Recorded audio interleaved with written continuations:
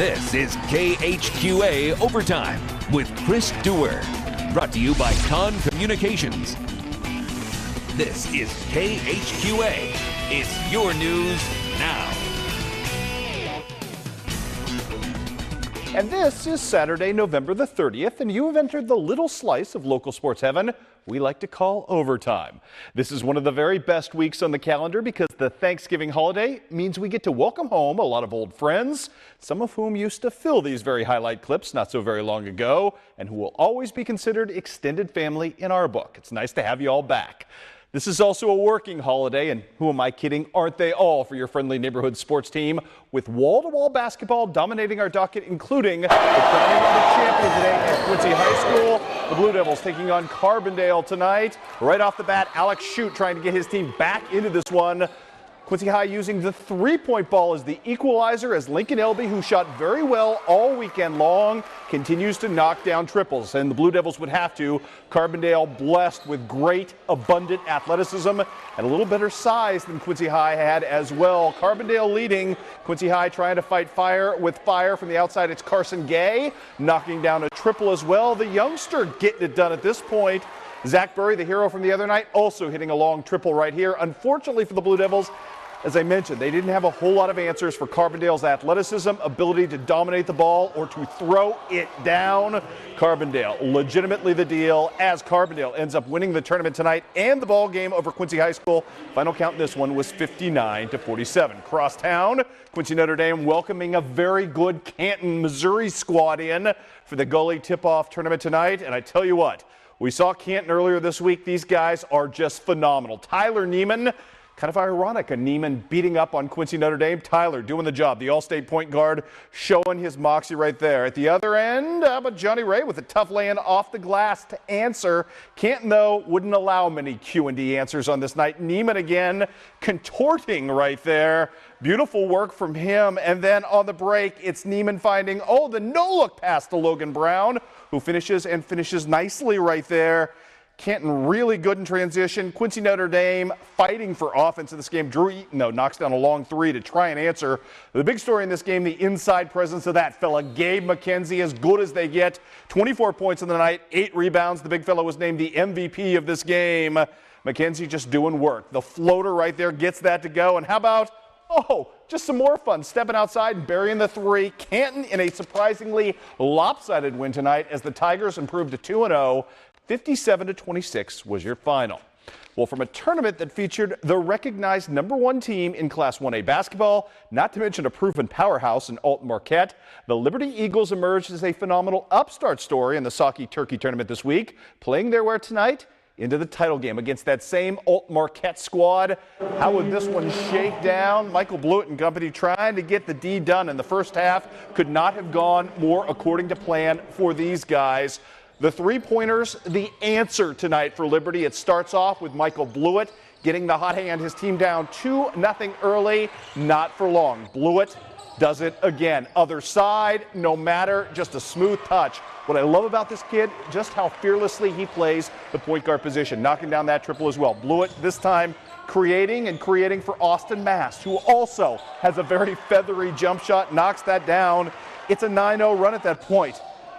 Alton Marquette trying to answer. They've got some athleticism. They've got some guards. You heard all week about Dion Lavender. How about this guy, Jordan Harris, defensive specialist, pretty good on the offensive side of things as well. Connor Wolf, though, would return fire with fire, knocking down the triple. More Connor Wolf. Please, he was the Wolf of Wall Street, or at least of whatever street Bushel Gymnasium's on tonight, knocking down jumpers right and left. More from Michael Blewett from the outside.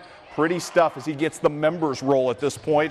Austin Mast answering. Liberty about to go on a huge run to end the first half, and it was something to behold. Even when Dion Lavender, who we told you earlier this week was getting looks from Western, may get recruited by Western, was knocking down long jumpers. Tell you what, Liberty was answering in kind in the first half, building a 28-14 lead. Unfortunately for the Eagles, things would sour from there and sour quickly as Dion Lavender and company force overtime and win it in a heartbreaker. Liberty comes up just short, losing this game 55-53. How about the third place game? The host Saukeys taking on Payson Seymour. This is always a war when these two teams meet, and the Pittsfield faithful dressed up nattily for the affair. Low-scoring first quarter. Lance Bulig with the only field goal for his team. It was 4-4 after 8 minutes of the great steal action right there by Carter Epperson. Other end, though, Wade Smith kept answering in the second quarter, helping his team to a 9-4 lead. Wade Smith is just a monster scorer, not only from the outside but inside as well. But for the most part early on, it was the triples that Wade was throwing down. His team leading 9-4. Cody Hildebrand decides he's had enough of that fun. He suddenly awakens in the second quarter. Bucket for him. Second bucket for him on the tough take inside. He needed 7 points coming into this game to surpass 1,000 for his career. And on the step back three right here, he would do exactly that. Cody Hildebrand with 1,000 career points and helping his team to a 12-9 lead at that point. We're not done yet. Pace and play and some defense again. Great swipe away right there from Lance Bulig, who's going to hook up at the other end with Nick Ketters, who finishes strong. Lance Bulig again, this time of his own accord. This kid's been phenomenal. Great defense for him, larceny and layup at the other end. Wade Smith, though, answering at all 12 of his team's points in the first half, setting the tone. But at this buzzer beater by Dalton Edwards, it was 20-12 at the end of the first half in favor of Payson Seymour, the still reigning #1 team in the state. Second half, Pittsfield just would not go away in this ballgame. Cameron Herring from the outside, long jumper. It is true. When you throw a punch, somebody's going to throw a counter punch. In this case, Cody Hildebrand, spinorama.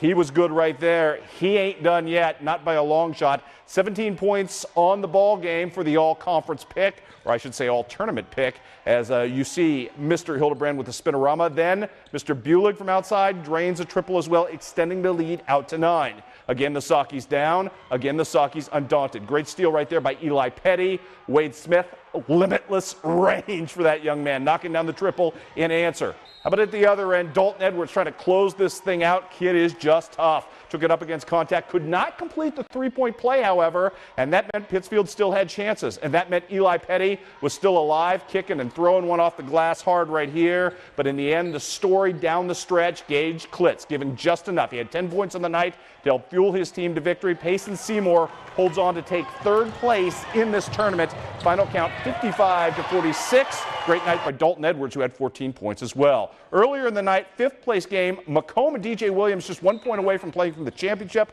That's how tight this thing was. I tell you what, huge lead already on Illini West, and they are not going to relent. Are the Macomb Bombers. Tyler Dively with a long knockdown in this one. More to come from the Macomb Bombers. How about Damone Doyle? Got real hot in this fourth quarter, just extending that lead to ridiculous proportions. Doyle again for the three, and then Doyle playing creator, hooking up right here with Alex Walkley, who's going to score on the inside blocks. As I said, by the time I got here in the third quarter, this thing long since had been decided. All Macomb in that ball game as Macomb wins in an absolute blowout, going away on the night by over 40 points. Also in the consolation championship, it was Pleasant Plains holding off a late charge from Western. Western led early, tried to crawl back into this thing in the fourth quarter, but Western falls out just short in trying to make that comeback attempt. Let's take you to the Suns tournament now in Augusta. Camp Point Central trying to go 3-0 and clinch the title tonight against the host squad. And that fella, the very effective Shea Flessner. But early on with Mr. Taylor Hyman, I should say, falling out of bounds. Easy for me to say. It's Zach Hibbert knocking down the three. And then it's Mr. Hyman doing work of his own accord. Taylor Hyman's got all kinds of game, knocking down the long triple right there. Tell you what, all kinds of guys getting involved. It was a by-committee attack for Camp Point Central. Ryan Freiberg knocks down the open jumper. And it's going to be Nathan Stoner doing his thing. Great creation. Great jump shot from Stoner from long distance for the three. Jacob Eiler's going to crawl into this one as well and make his presence felt. As I said, Central getting great balance in this game. Todd Plattner not going to any one guy, just kind of spreading the love. Southeastern had the opposite problem. Shea Flessner was really good in this game. 27 points to lead everybody, but Southeastern couldn't get enough balance to go with him. Meanwhile, Taylor Hyman doing work right there, knocking down two more at that point of his 15 points on the night. Meanwhile, on the other side of the bracket, a thriller between West Hancock and Unity. First half of this game, kind of a back-and-forth affair, at least for a few minutes in this one, as Drew Beeler gets the bucket right there off the pretty assist. Unity, though, going to build a lead in the first half, and it's going to be considerable. Dylan Schaefer, have a night. Great take right there. You'll hear his name many times in these highlights. In answer, it's Cole Fox. How does the fox shoot? Deet, deet. Oh, I'm not going to do that anymore, I promise. That's the end of it. Meanwhile, at the other end, Dylan Schaefer cleaning up again off the offensive glass. Pretty stuff for him. Schaefer with 19 points in the night. One more take for him, as it would be Unity building a double-digit lead. Tell you what, though, West Hancock, despite it all, great bucket right here by Nick Dorothy as well, the big fella, filling in for Lane Davis. Great bucket, though, at the other end, about to come right here as well. No, that's Will Klusmeyer cleaning up as well. As I told you, it's a 35-14 lead in favor of Unity at that point. Here comes the comeback I mentioned earlier. Trevor Knight getting the bucket, the three-point play. His team back within two, had a chance to get into this thing, maybe a chance to win it at the end. Great resourceful comeback. But here comes Mr. Whitler with a great scoop shot to kind of close the deal on the victory. Unity hangs on to beat West Hancock by the final count of 56-53. That is the first win in the tournament and the first win this season for Minden Unity. And we are just getting warmed up. It was a huge weekend in the Gem City for girls basketball. Some of the biggest names in the recruiting game were here. We'll show you a future Tennessee Volunteer and much, much more when overtime continues. You're watching KHQA Overtime with Chris Dewar. Brought to you by Con Communications. And welcome back to Overtime, everybody. This has been a star-studded weekend in the Gem City for high school girls basketball, with some of the nation's bluest blue-chip recruits working their magic in Quincy gyms. Last night, it was the nation's consensus #1 ranked team, Incarnate Word, led by Iowa State pledge Nakia Bell and superstar junior Nafisa Collier, who's being wooed by both UConn and Tennessee, putting on a show at the pit against Q&D. Today, it was Tennessee pledge Courtney Dunbar and Edwardsville, the Tigers' turn to show out. This against Quincy High School today in the finals of the Quincy High School tournament. Last game for the Blue Devils. They got off to a good start before we get to the aforementioned Miss Dunbar, who you see right there. Got a big body. The book on her is she can shoot from limitless range. We will find out in just a second. Casey Kelly, though, got the Blue Devils off to a good start in this one, displaying a nifty jump shot of her own. Here's the aforementioned Miss Dunbar, and yes, she's got some range, pretty effective right there. She can also, she says she wanted to work on this, take the ball to the hoop. She goes right-handed right there and beats the Blue Devils back on defense. More fun right here, Aaliyah Covington, who's a very good Division I recruit as well, knocking down the triple. Big lead right there, and this is what, wow, Dunbar tries to do. She's got pretty much all of her game. Should have made that. That might have been play of the week. Even if she's not from here, we might have given it to her anyway. Meanwhile, Quincy High School getting a buzzer beater right here, or at least a long shot right here from Miss Church, who knocks down the difficult three. Nice shot, Z, but things got ugly fast in this one. Again, Courtney Dunbar with the pretty finish right here. All Edwardsville all the time as Edwardsville wins and makes Quincy go to 0-3 in this tournament, and 0-4 in the season. 77-13 would be your final in that ball game. How about the Quincy Notre Dame Lady Raiders trying to start a new win streak at the expense of the Keokuk Chiefs in this one? Well, it would be a lot of Quincy Notre Dame, and certainly a different animal after the end of the 57-game win streak. Quincy Notre Dame not happy. Kristen Gengenbacher, pretty take with the larceny and the lay-in at the other end. Erica Obert, beautiful pass, touchdown pass, all a Kevin Love right here, hooking up with Gengenbacher again, who finishes with the lay-in right there. Paige Cavon, though, making some things happen right here for Alyssa Wessel for the two. Keokuk answering back, trying to get some things going. Again, Quincy Notre Dame would not allow much of that in this. Cassidy Foley, who has the beautiful stutter step move right there, finishes strong at the hoop as well. Second half, more Q&D on the run this time. Kristen Gengenbacher running the floor and getting the lay-in at the other end. Mary Beth Hugenberg had another big night, 16 points, 8 rebounds. She was named the MVP of this game. More to come from the outside. Shelby Ulrich knocking down the three in this one, and then more from Q&D and more from Miss Ulrich, as it's Miss Foley delivering to her for another triple in this one. All Q&D all the time. Final count in that ball game, 71-30. Also earlier in the day, Canton taking on Rout. Emma McKinstry right there getting the job done. Canton is a much improved ball club. Remember, they struggled for wins last season. They're not struggling today. How about this from the outside? Lily Schwiderski knocking down the three right there. Canton, though, too many answers. Allison Phillips passes from her knees to Kaylee Gaither, who knocks down the three in this one. Then McKinstry going to do the work with the defense. Little pickpocketry right there, and some production at the other end as well. Brittany Bearhorst having another nice game.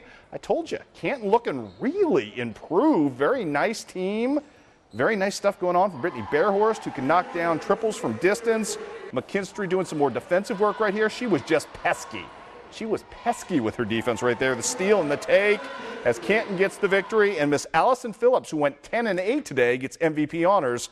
Canton gets the big win in that one. 55-32 was your final. Up at Galesburg, for the first time this season, Illini West tastes a loss against the very highly regarded, very, very respectable Peoria Christian team. Josie Finch, the only Charger in double figures with 10 points. That was the bad. Here's the good for Illini West. They would bounce back and get a win over a traditionally very powerful program. Tell you what, for Illini West to go 4-1 in this program says an awful lot about Grant Supernauts team. Shelby White leading the way in that victory today with 13 points there. Also, Camp Point Central on the board with a victory over Biggsville West Central. 53-25 was your final there. Colby McClelland ended up with 12 points on the day for the victorious Panthers. The Macomb Bombers and West Hancock Lady Titans playing a furiously paced game today at the hangar. Madison Worley have a day. She's going to start off all the scoring in this game with a long triple right here. She had a really good day, ended up with 15 points on the day to help her team. Meanwhile, we had answers at every corner, seemingly every 15 seconds. This time it's Allison DeWald making the big shot. Then from the outside, Macomb answers back. It's Skylar Mueller knocking down the three right there. More from the Macomb Bombers. Great transition game right here. Eventually ends up in the hands right there of Kayla Mabry, who knocks that in. Beautiful shot for her, continuing the break. Then Yanni Sadler doing Yanni Sadler things. Well, not right there. Ended up getting picked right there. And at the other end, it's Allison DeWald making the take. I mentioned Yanni Sadler, though. She's good at atonement. She will come up strong right here. Cut through the heart of the Titan defense and lay one prettily off the glass. I don't know that prettily is a word, but she had 18 points. Good stuff for her. Good stuff right here by Alexis Dooley, who will miss and clean up her own bucket right there. I told you it was back and forth we'd go in this first quarter. At this point, Macomb up 6, but not for much longer. It's cut to 4 on the great take right there by Miss Alexis Dooley. Then Yanni Sadler decides she wants to do more good works. And again, this is a familiar looking move. She loves that little right-hand push off the glass. It works very well for her. It's a very effective play. And how about Madison Worley again? Macomb hangs on to win a thriller today. Final count in this one was 68-66 in favor of the Lady Bombers. Just 2 college scores to pass along today. Both good news for Western Illinois fans. On the men's side today, Adam Link leads the Leathernecks past Greenville. Final count in that game was 76-49. Link with 16 points on the day. Western Illinois rallies back against the Lady Billikens to win 87-85. This game was slipping away in the fourth quarter. The Leathernecks get a huge day from Canton product Tori Neiman, who had her first career double-double, I believe, 14 points and 10 rebounds right there to help rally her team to victory as Western Illinois gets it done by the final count in this one of 87-85. Well, this has never happened before in the short history of the Con Communication Connection Award, and it may never happen again. But as happenstance would have it, your reigning KHQA Student Athlete of the Week also happens to be the deliverer of your Play of the Week, perhaps your Play of the Month, depending upon the say of you, our viewers, during voting starting next week at KHQA.com. His name is Zach Burry, luminous Quincy High golfer, and a man about to have his Tyler Tomlinson moment for Blue Devil basketball last night. And thanks to an assist from our friend Alex Berryman at Mint Blue Media, we can show it to you now. The game winner last night against Jacobs. It comes with 2.3 seconds on the clock. Quincy High and Jacobs tied up at 41 apiece. Not a whole lot of time to do a whole lot. It would be right here, the beautiful pass back and forth from Luca, inside, outside, and back to Zach Burry, who knocks down the triple and gives his team a 44-41 victory. I tell you what, that is a thing of beauty and every basketball player's dream, and we'll show it to you one more time, as it would be Zach Burry burying the game-winning shot for his team, the Blue Devils. Couldn't complete the championship of their own tournament. Obviously tough competition, but Zach Burry gets a moment he will remember for a long time. Now that is going to be tough to beat, but here's the rest of the competition. We had some good stuff this month. You might remember Macon's Josh Turner with a takeaway against Centralia in his team's big upset victory. Case Doyle with the amazing one-handed catch, unfortunately in a loss to Blair Oaks in the playoffs, and a pair of buzzer beaters, Miss Sydney Rock with a great shot to finish the first quarter for West Central against Brown County in the season opener. Well, Zach Burry, well, you just saw what he had to deliver, and it's pretty darn good. We've got more overtime to deliver coming up after this commercial. I'm not going to mention any of them by name, but there might be some people around the KHQA sports department who are very happy with the score tonight. The Missouri Tigers are headed to the SEC championship game after beating Johnny Manziel and Texas A&M 28-21 tonight. It will be the Missouri Tigers versus upstart Auburn, who upset Alabama today. Great stuff right there. The Tigers, tell you what, the BCS cards are all lining up just about right. Meanwhile, Illinois losing to Northwestern today, 37-34. One other football score I wanted to pass along. Congratulations to Kenny Leonard and Sacred Heart Griffin, the Leonard brothers, or excuse me, the Leonard father-son combination, I should say, of Kenny and Derek. Go back-to-back in 4A and 5A. Rochester in 4A with a state championship. Sacred Heart Griffin in 5A with the championship today, rallying from a 21-7 deficit to beat Lombard Montini. What that means is the Leonards now surpass the Unruhs, Paul and Jim. You know Jim, obviously, of Carthage fame. For combined championships between a father and son, the Unruhs had 6. The Leonards now have 7. And we'll have more overtime for you, including a little note about high school football coming up next. Just a reminder to all of you, the Fall Sports Award Week starts at KHQA tomorrow with the unveiling of our Breakout Football Player of the Year as voted by you, Alhar Saldana of Camp Point Central. It'll go all throughout the week, counting down to right here on Overtime, the revelation of our KHQA Player of the Year for 2013. Again, that'll happen right here on Overtime next Saturday. We're all out of time. Be sure to join my man Will Wilson tomorrow night for all the fun on your Sunday night sports. Have a great holiday weekend, everybody.